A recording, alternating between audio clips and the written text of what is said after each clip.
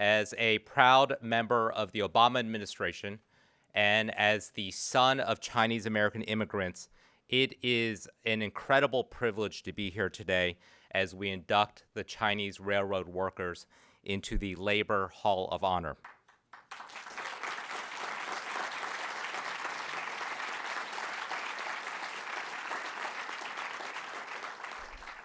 We gather today to honor a group of workers who helped build our nation, workers who are in no small measure responsible for one of the largest economic expansions in our country, and really one of the most significant historic accomplishments. Now, growing up, this is not a history I learned in school, and that's a shame. So my hope is that by sharing the history of these 12,000 workers, we can help to repay some of the debt we owe to generations of immigrants who helped build this country. Now, even though these workers, on average, measured about 5 feet tall and weighed about 100 pounds, it was said that they could produce twice the output of ordinary men. But they were not just hard workers, they were also brilliant engineers and craftsmen who understood how to build a railroad that crossed rivers, crossed valleys, and would wrap around mountains. And when they couldn't go around a mountain, they would blast their way through. Now, this work was dangerous, because back in the day, if you wanted to light an explosive, you had to plant the explosive, you had to light it, and then you had to run away before it went off. And the work was so hazardous that the workers were said to have had a Chinaman's chance of surviving, which was not much chance at all. And as you know, it was backbreaking, dangerous work.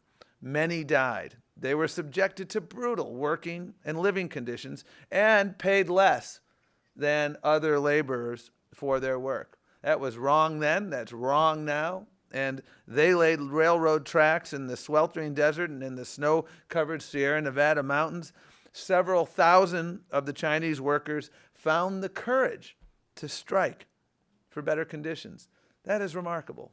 The courage of these leaders is something that the nation needs to know more about. They fought for an increase in pay from $35 to $40 per month. And they fought for an 8-hour workday. Management responded by cutting off food trains to starve them out. The strike lasted about a week before a majority of the workers resumed working. And although their demands were not met, their willingness to organize and stand up for their rights in and of itself was a victory. And in and of itself was a profile in courage.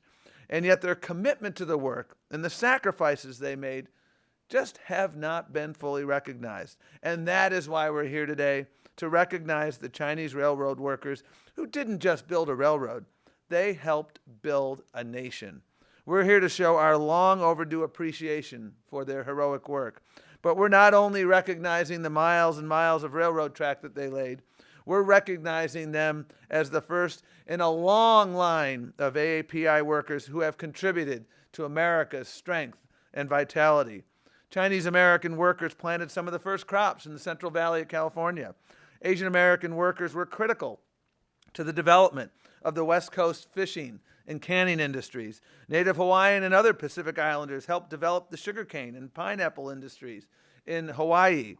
Sikh workers helped in Oregon in other respects. Today we can trace a line from the Chinese railroad workers and Japanese farmers of the 19th century to generations of AAPI immigrants who continue to be an integral part of the American labor force. From Filipino healthcare workers to Korean grocers, South Asian taxi drivers, and Vietnamese nail salon workers. These low-wage and all too frequently vulnerable workers have also been a vital part of the labor movement. So, as representative of the descendants of Chinese workers on the Transcontinental Railroad, I wish to thank Secretary Perez, Chris Liu, and the Department of Labor Selection Committee for this historic occasion and making possible the induction of Chinese laborers into the Hall of Honor.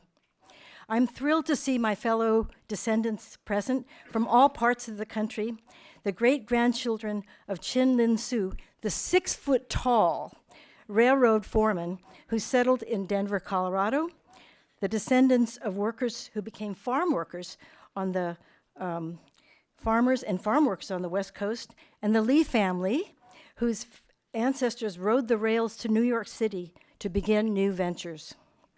There are many, many descendants who do not know their ancestors were part of this great American enterprise. It was buried in U.S. history, hidden by Chinese communities themselves, because there was a time when a Chinese laborer was of the lowest class of human being in America. After the railroad's completion, there was no longer demand for Chinese workers, only that the Chinese must go. There were labor riots, the burnings of Chinatowns, and most devastating of all, the Chinese Exclusion Act of 1882. This federal law prohibited the entry of Chinese laborers and denied the right of naturalization to citizenship to persons of the Chinese race. The Chinese workers who remained to call this country their home could not become Americans, but they knew their sons and daughters could.